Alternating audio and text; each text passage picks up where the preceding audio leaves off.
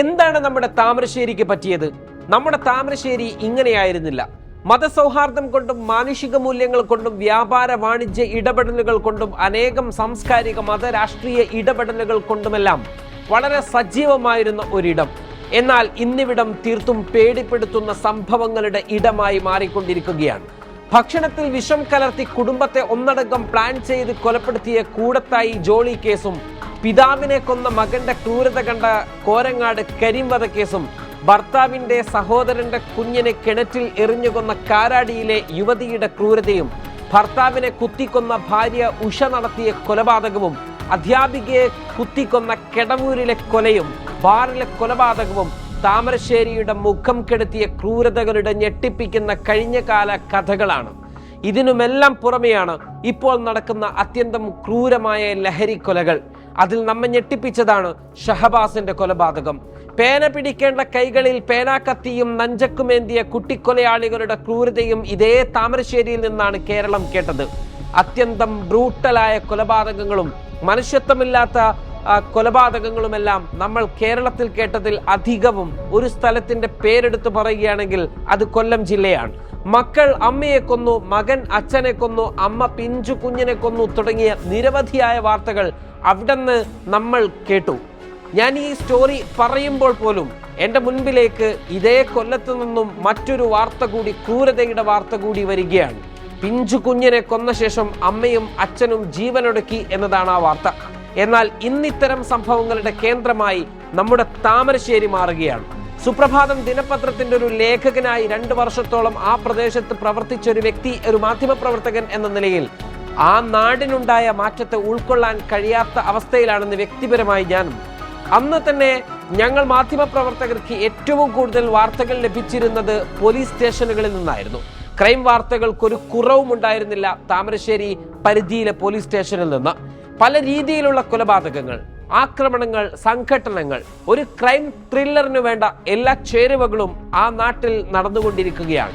ഏറ്റവും ഒടുവിൽ ലഹരി കേസുകളിൽ താമരശ്ശേരി ഇന്ന് കേരളത്തിന്റെ ഹോട്ട്സ്പോട്ടായി ഒക്കെ ചിത്രീകരിക്കപ്പെടുമ്പോൾ അതിനെ സാധൂകരിക്കും വിധമുള്ള കണക്കുകൾ നമ്മെ ഞെട്ടിപ്പിക്കേണ്ടതാണ്. താമരശ്ശേരിയിൽ ഒരു വർഷത്തിനിടെ രജിസ്റ്റർ ചെയ്ത ലഹരി കേസുകൾ 122 എണ്ണമാണ്.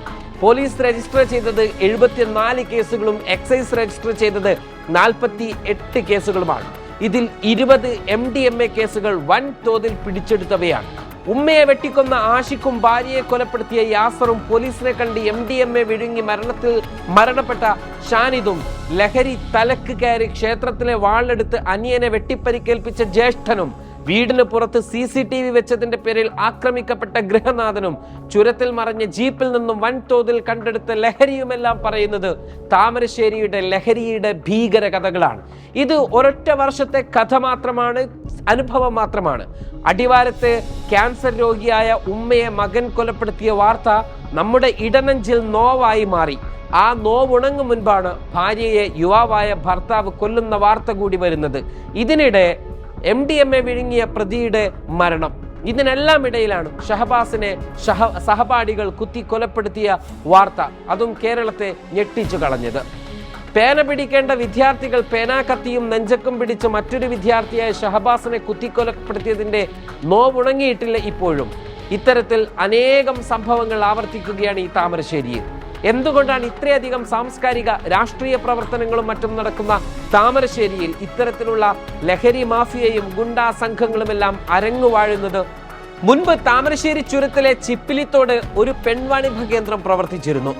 ചുരത്തിലൂടെയുള്ള യാത്രക്കാർക്ക് ഈ കേന്ദ്രം ഒരു അസഹ്യമായപ്പോൾ അന്നാട്ടുകാർ ചേർന്ന് തല്ലി ഓടിച്ചതാണ് ആ നാടിന്റെ ചരിത്രം. ഇന്നും അതുവഴി വരുമ്പോൾ ആ കേന്ദ്രത്തിന്റെ അവശിഷ്ടങ്ങൾ ചുരത്തിൽ നിന്ന് നമുക്കവിടെ കാണാം. ഇന്നെന്തുകൊണ്ടാണ് നാട്ടുകാർ ലഹരി മാഫിയക്കെതിരെ സംഘടിക്കാതിരിക്കുന്നത്? നോക്കൂ, താമരശ്ശേരിയിൽ നിന്നും ചുരത്തിലേക്ക് 15 കിലോമീറ്ററിലധികമുണ്ട് ദൂരം. ബാംഗ്ലൂരുവിൽ നിന്നും ലഹരിയുമായി വരുന്നവർ, ലഹരി കൈമാറുന്ന ഇടങ്ങൾ ഇതിനിടയിൽ അനവധിയാണ്. ഇവിടേക്ക് ഓടിയെത്തേണ്ട പോലീസ് താമരശ്ശേരിയിൽ നിന്ന് വരേണ്ടവരാണ്. ഭൂമിശാസ്ത്രപരമായി പോലീസിന് ഒരുപാട് വലിയ പ്രദേശങ്ങൾ ഉള്ളത് കൊണ്ട് തന്നെ പെട്ടെന്നുള്ള ഓടിയെത്തലുകൾക്ക് അവർക്ക് സാധ്യമല്ല. താമരശ്ശേരി താലൂക്കിന്റെ മലയോര മേഖലകളിൽ അധികവും ഒറ്റപ്പെട്ട് കിടക്കുന്ന പ്രദേശങ്ങളാണ്. അതും ഇത്തരം സംഘങ്ങൾക്ക് അനുകൂലമാണ്. നാട്ടുകാരുടെ അനാസ്ഥയെന്ന് പറയാൻ നമ്മൾ ആളല്ല. പക്ഷേ നാട്ടുകാർ ഇനിയും ഉണർന്നില്ലെങ്കിൽ ഇപ്പോൾ കുടുംബങ്ങളിൽ മാത്രം നടക്കുന്ന ഇത്തരം കൊലപാതകങ്ങൾ സമൂഹത്തിലേക്ക് കൂടി വ്യാപിപ്പിക്കാൻ ഇടവന്നേക്കാം. നമ്മുടെ സ്കൂളുകൾ, നമ്മുടെ കലാലയങ്ങളിൽ, വീടകങ്ങളിലൊന്നും നമ്മൾ സുരക്ഷിതരല്ലാത്ത അവസ്ഥയെക്കുറിച്ച് ഒന്ന് ആലോചിച്ചു നോക്കൂ. അങ്ങനെ ഒരിക്കലും സംഭവിക്കാൻ പാടില്ല. അങ്ങനെ ഒരിക്കലും സംഭവിച്ചുകൂടാ എന്ന് പറയാൻ ഒരു കാരണം കൂടിയുണ്ട്. ഞാനിത് പറയുന്നതിൻ്റെ 24 മണിക്കൂറിനുള്ളിലാണ് താമരശ്ശേരി പൂനൂരിൽ നിന്നും 2 ഹൈദരാബാദി യുവതികളെ രാസലഹരിയുമായി പിടികൂടിയെന്ന വാർത്ത വരുന്നത്. അർദ്ധരാത്രി നാട്ടുകാർ ചേർന്ന് കഞ്ചാവ് വിൽപ്പന നടത്താൻ എത്തിയ ആളെ കയ്യോടെ പിടികൂടി പോലീസിൽ ഏൽപ്പിച്ചു എന്ന വാർത്തയും വരുന്നത് ഇതേ സമയത്താണ്. താമരശ്ശേരിയിൽ തന്നെയാണ് 2 കിലോ എന്ന് പറയപ്പെടുന്ന കഞ്ചാവും മറ്റു വസ്തുക്കളും രാസലഹരികളുമായി മറ്റൊരാളെ കൂടി ഇതോടകം പിടികൂടിയത്. ഇത്തരം തെളിവുകൾ തന്നെ ധാരാളം. ആ നാടിനെ ലഹരി മാഫിയ കേരളത്തിലെ ഹോട്ട്സ്പോട്ടാക്കി മാറ്റാൻ തീരുമാനിച്ചിരിക്കുന്നു എന്ന് നമുക്ക് പറയാൻ കഴിയും.